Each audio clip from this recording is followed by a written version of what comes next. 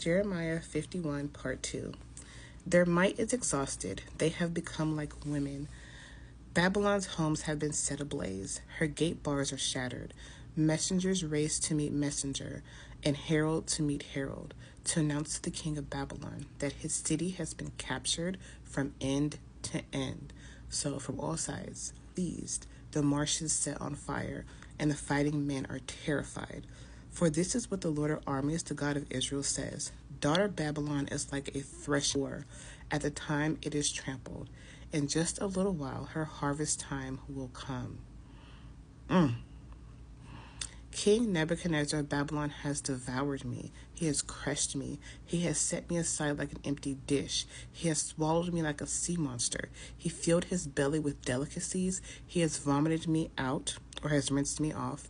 Let the violence done to me and my family be done to Babylon, says the inhabitant of Zion. Let my blood be on the inhabitants of Chaldea, says Jerusalem. Therefore, this is what the Lord says to Israel: I'm about to champion your cause and take vengeance on your behalf. I will dry up her sea and make her fountain run dry. Babylon will become a heap of rubble, a jackal's den, a desolation and an object of scorn, without inhabitant. They will roar together like young lions. They will growl like lion cubs. While they are flushed with heat, I will serve them a feast, and I will make them drunk so that they celebrate or pass out. Then they will fall asleep forever. And I'm like, is that poisonous wine? Not too sure.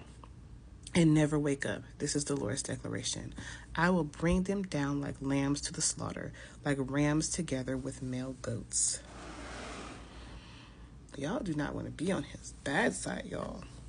How Shishak, or Babylon, has been captured, the praise of the whole earth seized. What a horror of Babylon has become among the nations.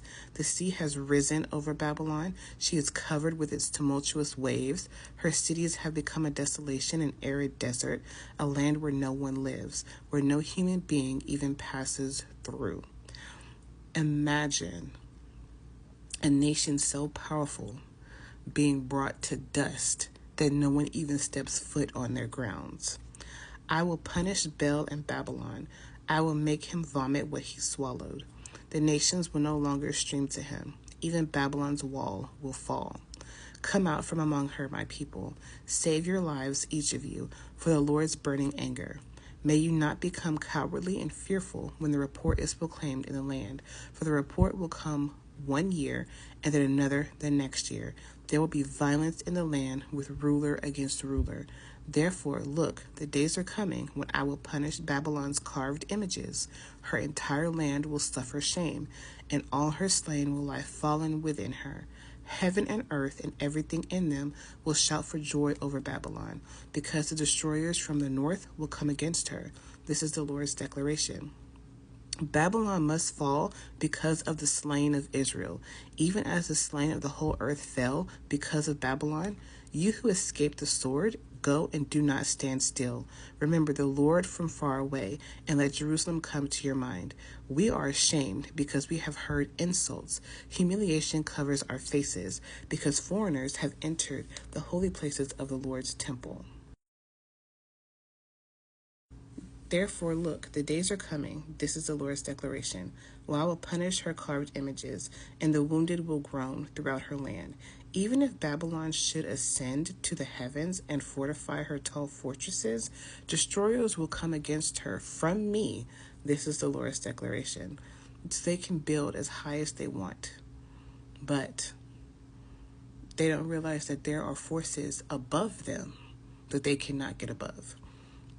The sound of a cry from Babylon, the sound of terrible destruction from the land of the Chaldeans. For the Lord is going to devastate Babylon. He will silence her mighty voice. Their waves roar like a huge torrent. The tumult of their voice resounds.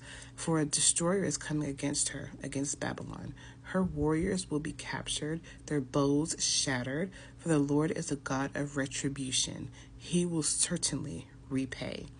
I will make her princes and sages drunk, along with her governors, officials, and warriors. Then they will fall asleep forever and never wake up.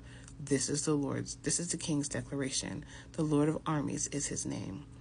This is what the Lord of armies says. Babylon's thick walls will be totally demolished, and her high gates set ablaze. The peoples will have labored for nothing. The nations will weary themselves only to feed the fire. So this grand nation in their land, they work so hard to make it impenetrable, to make it just whatever it is, right? And so what he's saying is like they would have done all this work for nothing. How they built up this fortress, they would have done all that for nothing because it's going to be brought down.